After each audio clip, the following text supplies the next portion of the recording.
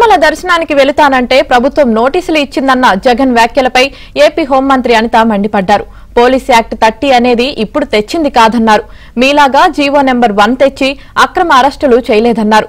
తిరుమలకు వెళ్లడం ఇష్టం లేని జగన్ కుంటిషాకులు చెబుతున్నారని ఎద్దేవా చేశారు. రాష్ట్ర మాజీ ముఖ్యమంత్రి జగన్మోహన్ రెడ్డి అనే వ్యక్తి, ఒక రాష్ట్ర మాజీ ముఖ్యమంత్రి అయిన జగన్మోహన్ రెడ్డికి తిరుమల తిరుపతి దేవస్థానంలో దేవుడిని దర్శించుకునేందుకు వెళ్తాను అనంటే, వెళుతున్న నేపథ్యంలో మీకు పర్మిషన్ లేదు, ఆ కార్యక్రమంలో ఎవరు పాలుపంచుకున్నా మీ అందరినీ అరెస్ట్ చేస్తాము అని గుడికి పోవడానికి పోతా ఉంటే నోటీసులు ఇస్తా ఉన్నారు. నిజంగా ఆలోచన చేయమని అడుగుతా ఉన్నా. ఆల్ ఆఫ్ సడన్ అతనికి ఇష్టం లేకనో లేకపోతే ఇంట్లోంచి బయటికి తల్లి చెల్లికి పట్టిన గతి పడతాదని భయం వేసో తెలియదు, కానీ ఆటోమేటిక్గా లాస్ట్ మినిట్లో అయితే నేను వెళ్ళట్లేదు అని చెప్తూ కుంటి సాకులు చెప్పే పరిస్థితి వచ్చింది. ఏంటా కుంటి సాకులు అంటే డైరెక్ట్గా బయటకు వచ్చి మాకు నోటీసులు ఇచ్చారు అన్నారు. అరే, పోలీస్ యాక్ట్ సెక్షన్ 30 అన్నది ఈ రోజు చంద్రబాబు నాయుడు గారు తీసుకొచ్చింది కాదు. నీకులాగా జీవో నెంబర్ 1 ఇచ్చి సభలు అది ఆపుదామని చెప్పి లోకేష్ గారు పాదయాత్ర చేసినప్పుడు వచ్చిన జీవోలు కాదు ఇవి. పోలీస్ యాక్ట్ సెక్షన్ 30 అన్నది ఎప్పుడైనా శాంతి భద్రతలకు విఘాతాలు కలుగుతాయి అనుకునేటప్పుడు డిపార్ట్మెంట్ వాళ్ళు రెగ్యులర్గా ఇచ్చే నోటీస్ అది.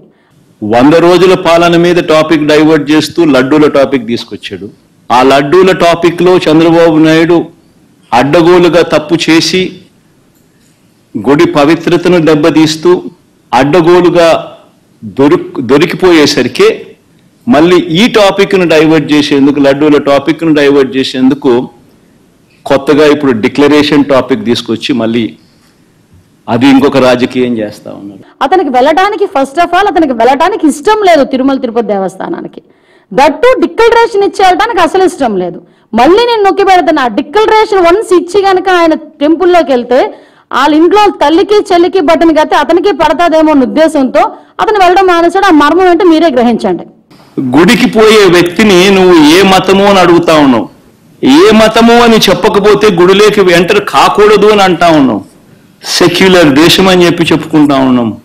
ఒక ముఖ్యమంత్రిగా పరిపాలన చేసిన వ్యక్తి పరిస్థితి ఇది అయితే ఇక ఆ దళితుల పరిస్థితి ఏమిటి?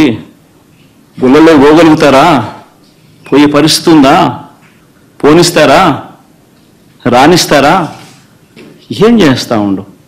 నిజంగా రాజకీయాలలో మతం పేరుతో రాజకీయాలు చేయడం ఎంత దౌర్భాగ్యమో.